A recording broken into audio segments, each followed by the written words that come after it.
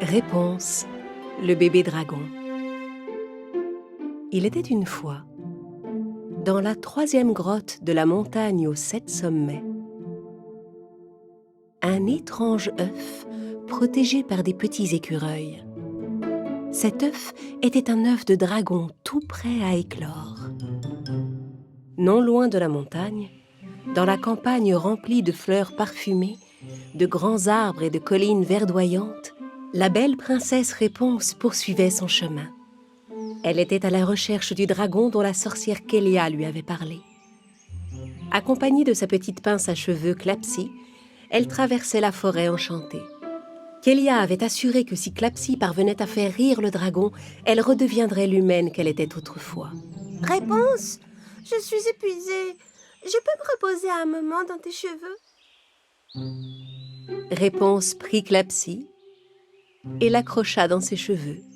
Puis elle se remit en route. Mais tandis qu'elle avançait, un hibou la suivait en secret à travers la forêt. C'est pas bien difficile de passer inaperçu dans une forêt pour un hibou. Au bout de quelque temps, elle aperçut une ruche sauvage accrochée à un arbre. Quelques abeilles volaient encore autour, mais l'intérieur de la ruche semblait vide. Tu penses que la reine des abeilles a abandonné cette ruche, Clapsy? Non, je ne crois pas. Regarde qui est là. Réponse fut soudain effrayée par ce qu'elle vit. Juste devant elle se tenait une reine des abeilles immense, 3 fois plus grosse qu'elle. Ma chère reine, nous cherchons à nous rendre dans la montagne aux 7 sommets.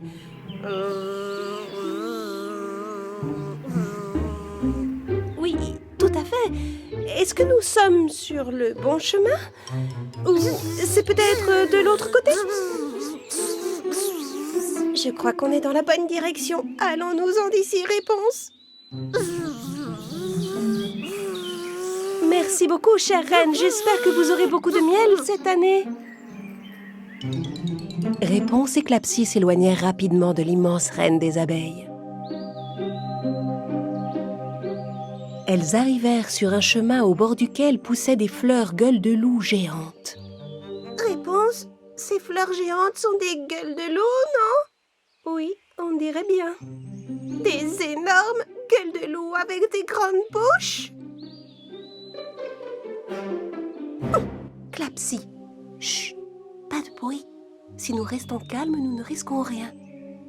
Les fleurs gueules de loup semblaient être endormies. Réponse et Clapsy s'efforcèrent de passer devant elle en faisant le moins de bruit possible. Mais à un moment...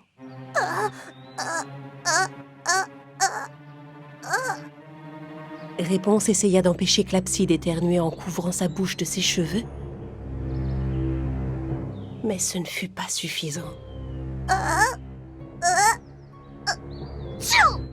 Oh non, elles vont se réveiller. Réveillée par l'éternuement de Clapsy, une des gueules de loup commença à bouger. Elle étira sa tige et approcha sa grosse tête de Réponse, qui n'osait plus bouger, effrayée. Puis la gueule de loup ouvrit son énorme bouche, s'apprêtant à engloutir la pauvre Réponse.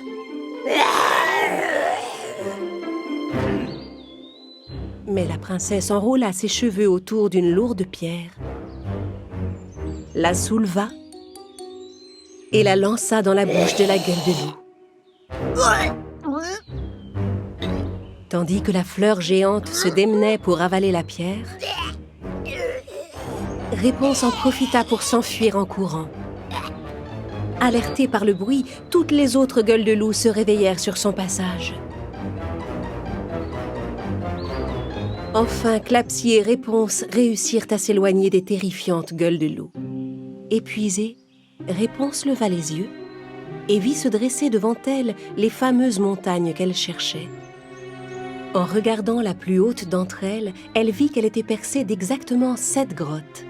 Je crois qu'on vient de trouver la montagne dont Kélia nous a parlé. Le dragon ne doit pas être loin. Réponse remarqua une corniche sur le flanc de la montagne. Elle lança en l'air sa longue chevelure et l'enroula solidement autour de la grosse pierre. Puis Clapsy et Réponse se servirent des cheveux comme d'une corde pour gravir la montagne. Quand elles arrivèrent enfin devant la 3e grotte, elles découvrirent 3 adorables petits écureuils. Comme ils sont mignons! Bonjour, chers petits écureuils, je m'appelle Réponse. Vous n'auriez pas vu un dragon par hasard? Réponse, tu ne peux pas leur demander ça comme ça. Tu risques de les effrayer. Très bien, essayons autrement. Bonjour les écureuils, auriez-vous vu un adorable petit dragonnet près d'ici? Les écureuils agitèrent tous la tête pour dire oui. Puis ils rentrèrent dans la grotte en sautillant. Waouh, je pensais pas que ça marcherait. Clapsy sauta à terre pour s'approcher de l'entrée. Mais elle trébucha sur une petite pierre et se mit à rouler jusque dans la grotte. Elle finit par buter contre une sorte de poteau vert qui n'était autre que la patte d'un bébé dragon. Bonjour. Effrayée et ne sachant pas comment réagir, Clapsy sauta et s'accrocha maladroitement sur la queue du dragon, qui se mit à pousser un rugissement.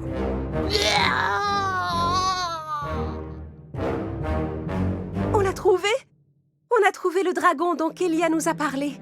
Je n'arrive pas à y croire. Hurrah! Voyant que Réponse se réjouissait, Clapsy se décida à relâcher la queue du dragon. Le bébé dragon se pencha en avant pour examiner Clapsy de plus près. Je crois qu'il ne m'aime pas beaucoup. Mais si, voyons, je pense que son problème, c'est qu'il ne sait pas comment s'exprimer, n'est-ce pas, petit dragon? Ah, et si on te donnait un nom? Drago! Il est adorable! Tu ferais mieux d'être amie avec lui, Clapsy. Rappelle-toi, tu dois trouver un moyen de le faire rire. Mais le petit dragon n'appréciait pas beaucoup Clapsy, parce qu'elle lui avait fait mal à la queue. Clapsy entreprit d'ébouriffer les cheveux de Réponse pour lui faire une drôle de tête.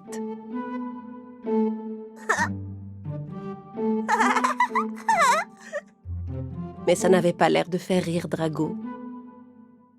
Alors Clapsy essaya de découper une feuille d'arbre en forme de dragon. Tada! Mais malgré ses efforts, sa feuille ressemblait plus à un chameau qu'à un dragon.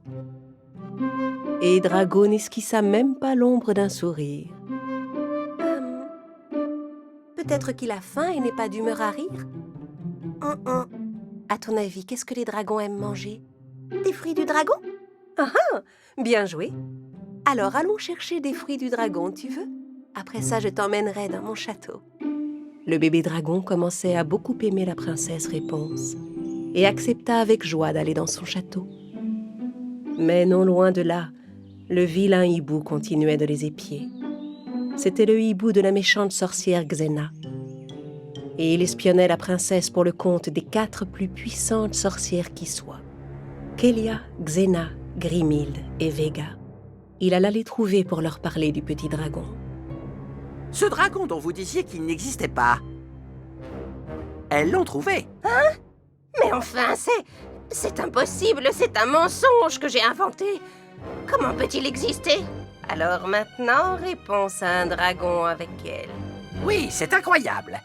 Très bien, nous devons toutes les 4 établir un plan pour vaincre une fois pour toutes ces princesses.